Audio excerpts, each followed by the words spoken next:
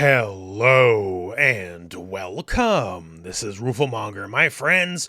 We got some interesting and divisive news today. So Capcom Cup, we all love us a good Capcom Cup, right? Some high quality, high level Street Fighter, always a joy to watch.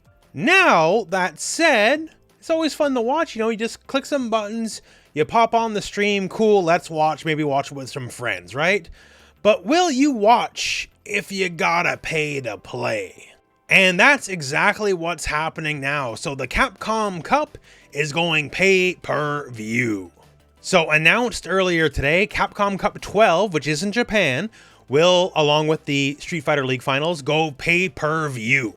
Official pricing in other markets hasn't been announced yet, but if you want the full ticket with everything, it's going to be roughly $40 American. And if you want just Capcom Cup, that's roughly $26 American. Now, on its face, admittedly, pay-per-view isn't bad in and of itself. The Street Fighter League in Japan, specifically, has been pay-per-view for a hot minute, and it's successful. It makes money. Street Fighter is very popular in Japan. Street Fighter 6 YouTube in Japan is bigger than the majority of fighting game channels you'll find on the more English side of things. Let's put it that way, right? And this is across multiple channels, right? So it's a phenomenon, to say the least. So pay-per-view for Japan makes sense, and it's proven there, so whatever, okay. But the problem is, Capcom Cup is for, nominally, the world to enjoy, whereas Street Fighter League Japan is mostly meant for a Japanese audience. And in the initial reactions to this, well, they ain't so good. For the rest of the world, for, a tournament streamed event, you expect to tune in and watch. And that's about it. And, it's not for any lack of ads, right? They'll be making their money one way or another. And no, there's definitely no way, even with the pay-per-view fee, that this is going to be an ad-free experience. So get that out of your head, right? You will pay the pay-per-view fee and also watch the ads on top of that. I do not expect the structure to change in any meaningful way, really. Might be a little bit overall faster, but it is going to be what it's going to be. But you can take a look at some of these initial reactions here, right? I just pulled a smattering off of Twitter. Some people are down if the product itself changes, which once again, I sort of doubt. But hey, if I'm wrong and the product does actually change, then yeah, okay, maybe it is worth a premium fee. Sure, absolutely. Other people are seeing this as potentially a downward trend. Or that the fact that there's a paywall at all to begin with is an immediately, okay, I'm out. Which, to be fair, I can't fault anyone for that, right? You've spent how many years watching various tournaments and all that stuff, and now all of a sudden there's a fee attached to it. That's going to be a sticker shock, to say the least, no matter what the price is. Others see this as perhaps a worrying trend for the future, right? If it's today, it's Capcom Cup. Is it tomorrow going to be EVO itself? It's not impossible, I suppose, especially if this works. And just to head this one off at the pass, this is going to work. It's already proven to work for Street Fighter League Japan. The main audience is the Japanese audience. They will pay. This event will make money, for sure. The only real question mark is, will they get everybody else? Which, I don't know. And of course, there's people here that just don't like it on principle, which, fair enough, right? Once again, this is not how things are normally done around here. It certainly is a very different departure from how things have been done. And at that, for the actual quality of the game itself, right? You could argue, are you going to spend $40 to watch 8 hours of throw loops? And of course, it sort of leads us down the inevitable, perhaps, response to all of this, right? A picture is worth 1,000 words. Because even if you don't pay, people will find a way. And for me, I'm used to paying for pay-per-view. I'm a wrestling fan, right? So say for AEW, I would pay for a pay-per-view if it was good enough, if I thought the card was good enough. It's a long established tradition. By the way, I was at AEW All Out the other weekend. It was fantastic, by the way. And actually, that said, I would pay for an AEW pay-per-view. Imagine paying for a WWE pay-per-view. Ugh. Imagine throwing your money in the fire like that. But I digress.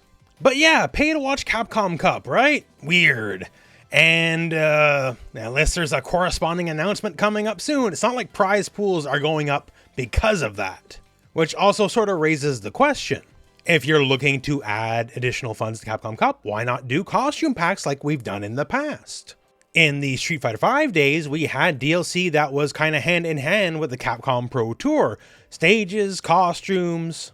This would go help to support the Capcom Pro Tour, and some of these costumes and stages are really cool. People liked them. They bought them. Did well, right?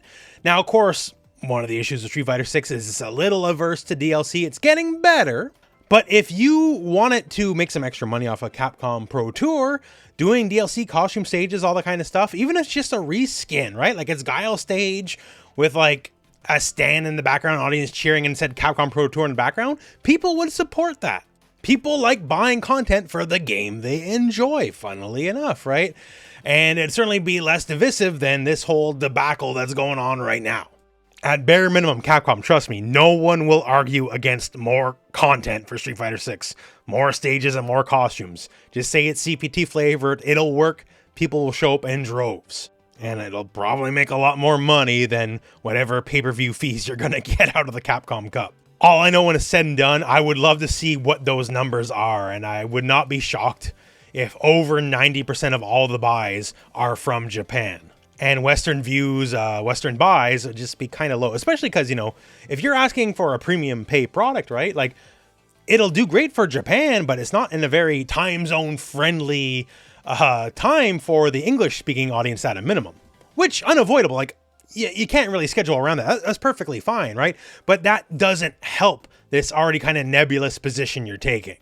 So it's a bit of a kerfluffle, and we're hitting this sort of early on. I'm sure people are going to get even more riled up over the next few days. One more perspective I would like to add is actually of mine, the content creator perspective. So here I am showing a match from Capcom Cup, right? So say come this time next year and it's Capcom Cup time, if I showed this match, I would eat a copyright strike on my channel. Because all the Street Fighter League pay-per-view walled stuff, that's what they do. If you use it on your channel, you will eat a copyright strike. So when Street Fighter League was happening right before Street Fighter 6 came out, they had a bunch of new footage for like characters we haven't really seen anything for, like Marissa, right? Only like a couple seconds of footage. And there's a full match. I'm like, okay, let's break it down. But since it was part of the Street Fighter League pay-per-view package, I made that video and Capcom sent me the channel killing kind of copyright strike, which put the channel on thin ice for a while. I was actually a little scared for a bit. Now that said, I've eaten big boy copyright strikes for reporting the news before. I've done it before. I will do it again. It's definitely going to happen again at some point. It's happened even in recent memory this year. So I'll do it. But like say, usually I cover the Capcom Cup every year, right? So come Capcom Cup 12 in Japan, you better believe I'm not covering it because I'm not going to use any footage and get a copyright strike on the channel. Just not worth the headache now, is it? And God forbid there's some kind of reveal there and all these people use that footage for their YouTube videos and everyone's going to get copyright striked all at once. And it's going to be a big eye-opening experience. I really hope that doesn't happen. So yeah, there's a little bit of a minefield today. It wasn't expecting, right? You know, as a corporation, as a company looking for profit, blah, blah, blah, blah, blah, they're not wrong to necessarily put a paywall on something that especially the Japanese audience, which is the largest audience for Street Fighter, will support. But it's still a little bit weird. So that said, I would love to know your opinion on this. What do you think about this whole matter? Because I'm sure you got some opinions one way or another. Please post in the comments below. And that said, though, that is it for the video. That is the news for today. So thank you very much for watching. Hope this video has found you well, and go out and play some Street Fighter.